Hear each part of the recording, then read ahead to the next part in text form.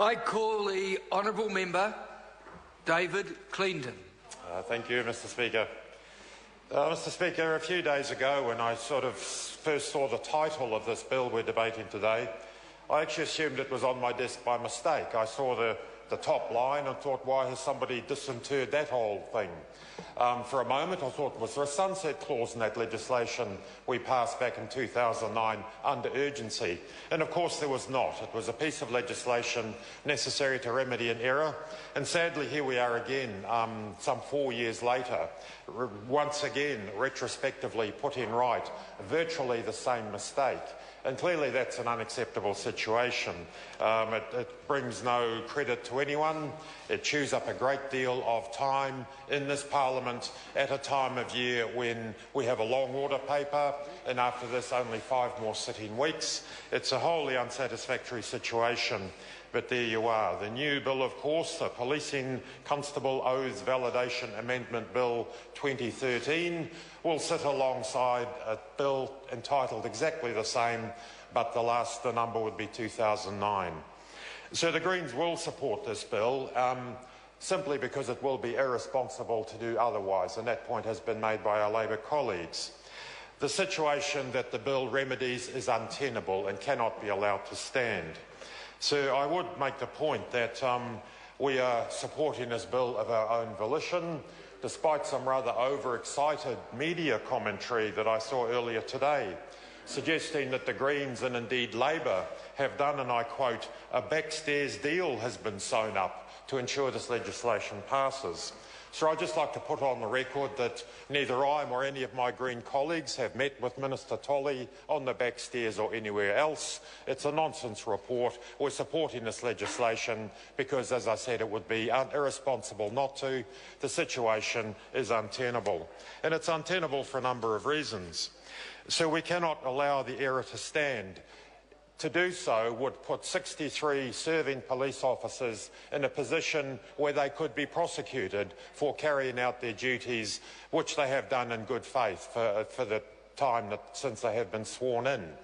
If any one of us was to present ourselves as if we were police officers, we would clearly be subject to some fairly serious legal consequence, and that's as it should be.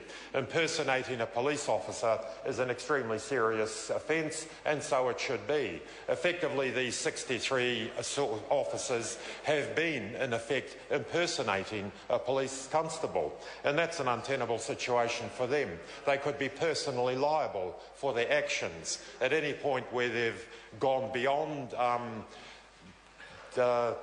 where they've carried out activities that a normal person, a civilian, a non-officer would carry out, then they are vulnerable to being charged personally, and that's simply unacceptable.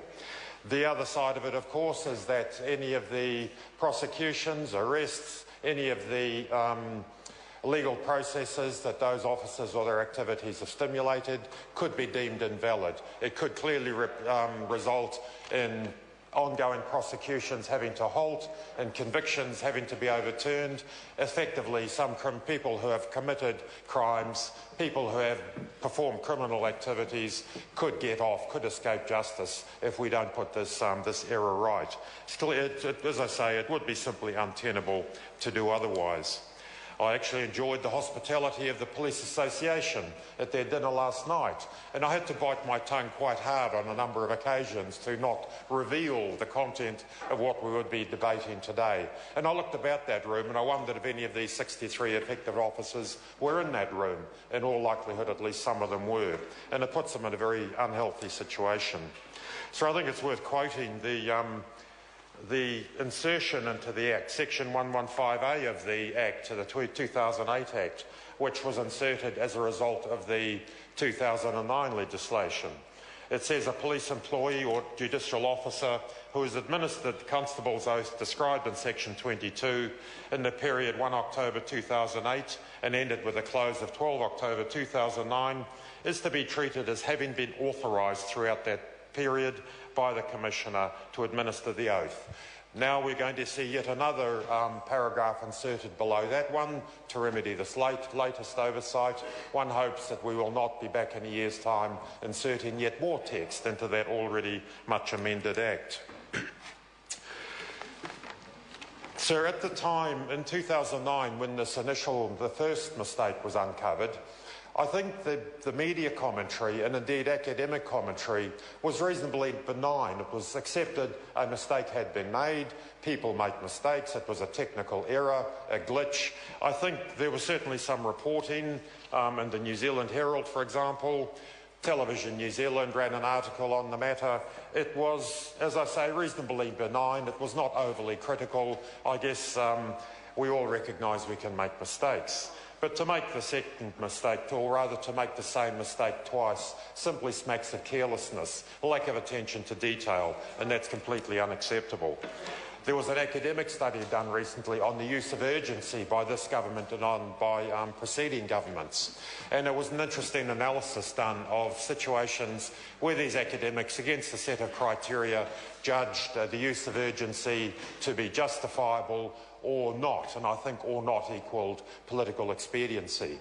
The particular piece of legislation passed in 2009 was deemed to be a justifiable use of urgency, and arguably today is also a justifiable use of urgency to avoid any appeals against what may have happened in the interim. It may be justified in that sense, but it is not justifiable to simply accept that this mistake could have been made not once but twice.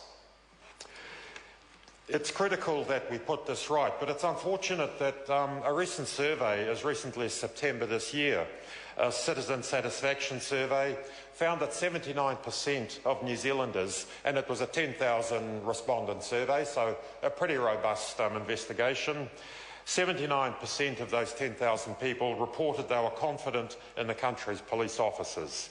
The survey asked people their views about police, their feelings of how safe they felt, and what the service experience was when they had interactions with the police.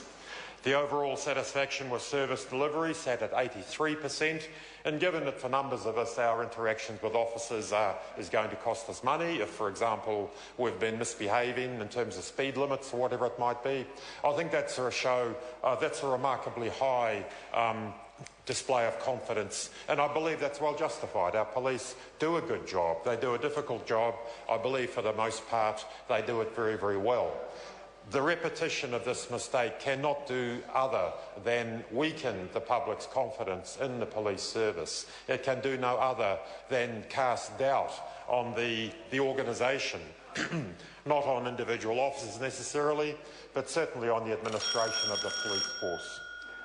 And that's most unfortunate that the officers out there working very, very hard to do the right thing, to fulfil the oath which they take in good faith, doing all the right things by the public to do their best to keep the peace, assure public safety, is being compromised by these administrative errors which cannot stand. So we heard from the Minister earlier that there will be an internal investigation led by the Commissioner Marshall to discover what went on and to ensure it does not happen again. That is a good thing, and I have the greatest confidence in the Commissioner's integrity. But, sir, I think we need to go beyond that. I believe we need an external inquiry into how these mistakes happened and how we can be sure that they do not reoccur.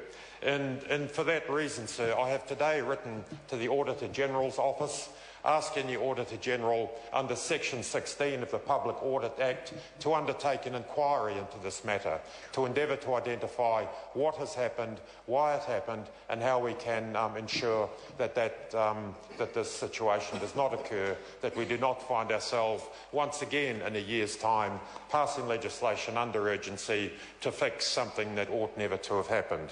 So with that point, sir,